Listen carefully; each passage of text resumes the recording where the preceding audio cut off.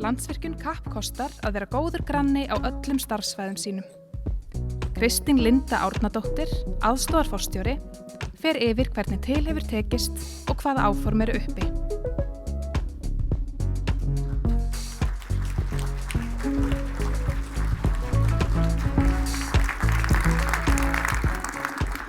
Fjármála- og efnahagsráðherra, aðrir ráðherrar, landsmenn allir. Gaman að sjá okkur. Ég ætla hér að fara yfir hlutverk Landsvirkjunar og með svona áherslu á nærsamfélagið. En hlutverkið okkar er einmitt að hámarka verðmæti þeirra endurnýjanlegra auðlinda sem fyrirtækinu er trúað fyrir með sjálfbærni og hagkvæmni að leiðarljósi. Og það er almennt talað svona 3 víddir sjálfbærni. Það er að segja umhverfi, samfélag og efnahag. Og hér ætla ég, eins og áður segir, að fjalla sérstaklega samfélagið. En Landsvirkjun er hluti af samfélaginu og við svo sannarlega störfum í samfélaginu. Og að sjálfsögðu fyrirtæki sem jafnframt leggur mjög mikla áherslu á sína samfélagsábyrgð.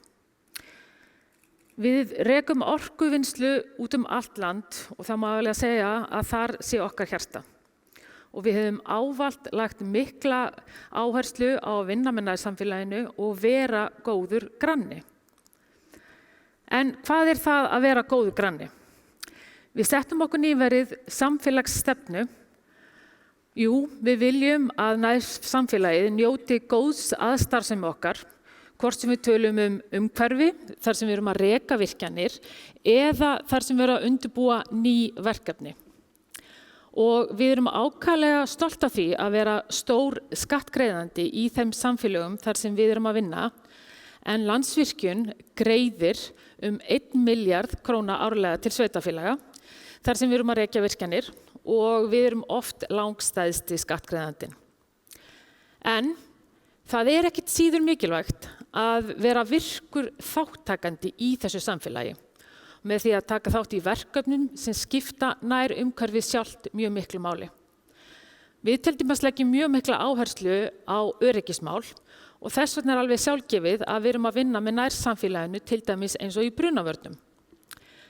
En við viljum líka gera aðra hluti eins og til dæmis með orkutengda nýsköpun. Og þar erum við komin að stað með mörg skemmtileg verkefni eins og EIM á Norðurlandi, Orku10 á Suðurlandi, Bláma á Vestfjörðum og nú er nýjasta samstarfsverkefnið okkar, það er EIGLO á Austurlandi. En þarna erum við að leggja okkar mörkum til að tengja saman frumkvöðla og fyrirtæki, greina hvaða auðlindir eru til staðar og þannig virkja þennan sköpunarkraft sem býr í sjálfu samfélaginu. Og það má alveg segja að það sé alveg ótrúlega spennandi verkefni að koma út úr þessum svona nýsköpunarvöggum. En það eru líka litlu verkefnin eins og að kaupa aðföng beint frá bíli, vera með framkvæmdaverk í þeirri stærð að smærri verktakar í nærsamfélaginu geti boðið í þau. Við styðjum bæjarhátíðir, sinnum uppræðslu lands og vöktum náttúru. En, fun fact, við tökum líka þátt í að byggja upp innviði eins og vegi. En síðastliðin 60 ár höfum við reyndar lagt 650 kílómetra af vegum og vegslóðum og er þá okkar síðasti Þeistareykjavegur. En bara til þess að setja þessa tölu í eitthvað samhengi, að þá er þetta það bil sama vegalengd eins og að fara frá Reykjavík til Egilsstaða, önnur leið, eða frá Egilsstöðum til Reykjavíkur, með ákveða hvort við viljum gera. En þetta fellur auðvitað undir hugmyndafræðina svona win-win. Það er að það gengur öllum betur í blómlegum samfélögum. Og við erum alveg gríðarlega stolt af þessum verkefnum. En hvað finnst eiginlega almenningi og nærsamfélagi sambýlið við Landsvirkjun, orkufyrirtæki þjóðarinnar? Við höfum nefnilega áhrif á okkar samfélag og við fengum þess vegna Gallup til þess að framkvæma könnun fyrir áramót, þar sem að almenningur og nærsamfélag voru spurð þeirra sýn hvað finnst ykkur? Hvaða áhrif virkjanir hafa haft á íslenskt samfélag og nærsamfélagin? Og byrjum á því hvað sagði þjóðin. Rúmlega 76% af íslensku þjóðinni telja að virkjanir hafi haft jákvæð áhrif á íslenskt samfélag. 9% telja áhrifin séu neikvæð, en 15% eru svona hvorki né. Og þegar við spyrjum inn í framtíðina hvort þú sért hlynntur eða andvígur frekari virkjanaframkvæmdum á Íslandi, að þá eru 63% hlynt, 15% eru svona hvorki né og 20% andvígir. En þetta eru auðvitað gríðarlega mikilvægar upplýsingar fyrir okkur hjá Landsvirkjun að vita, fyrirtæki sem svo sannarlega í eigu þjóðarinnar, og það eru auðvitað þess vegna svo mikilvægt að vita hug þjóðarinnar til okkar. En hvað segir nærsamfélagið? Okkur langaði mjög mikið að fá betri tilfinningu fyrir hvað fólki finnst sem býr í nær umhverfi þessara virkjana okkar. Og Gallup gerði þá könnun sem fór alveg niður á póstnúmerinn og þá kemur okkur að þetta í ljós. Það að 78–85% fólks í nær umhverfi einstakra virkjana telja þeir hafa haft jákvæð áhrif á nærsamfélagið. Það alltaf einhver hópur sem kemur þarna undir sem hefur kannski ekki mjög miklar skoðanir á því, en þið sjáu líka að þeir sem eru neikvæðir eru fremur fáir.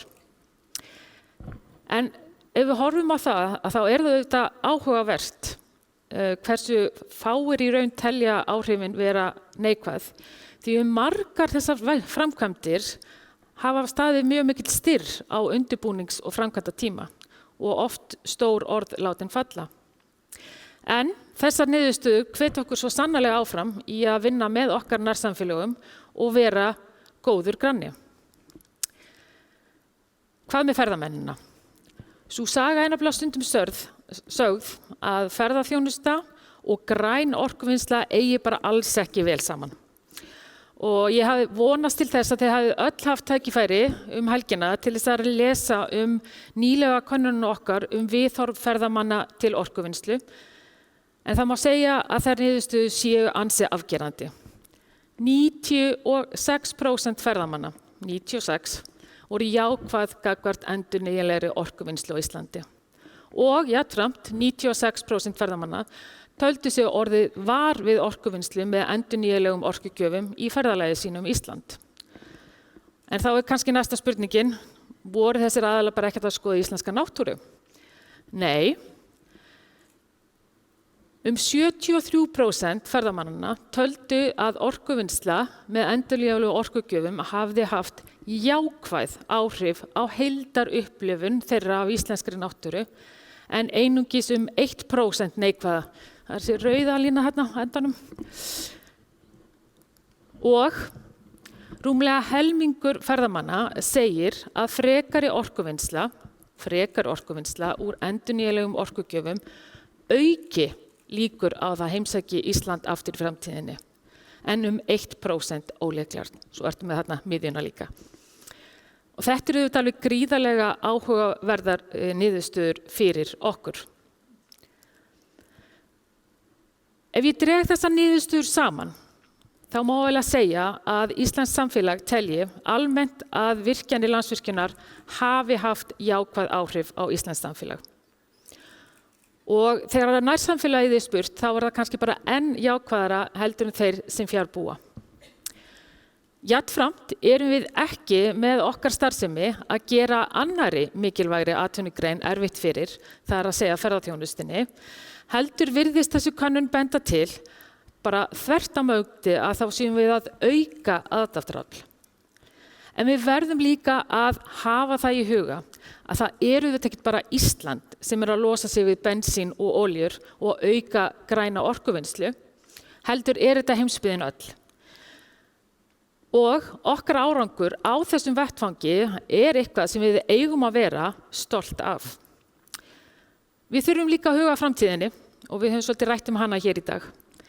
Og við vitum að við þurfum meiri græna orku enda þessi vegferð að losa sig við 1 milljón tonna af bensín og olíu, það önnur tegund orkunotkun, þarf nýja orku. En til þess að ná árangri þá þetta gríðarlega mikilvægt að halda áfram að vinna að sátt og stuðningi við aukna orkuöflun. Eins og framkom áðan, þá höfum við greitt tæplega 1 milljarð króna til þeirra sveitarfélaga sem við erum með virkjanir í á síðasta ári.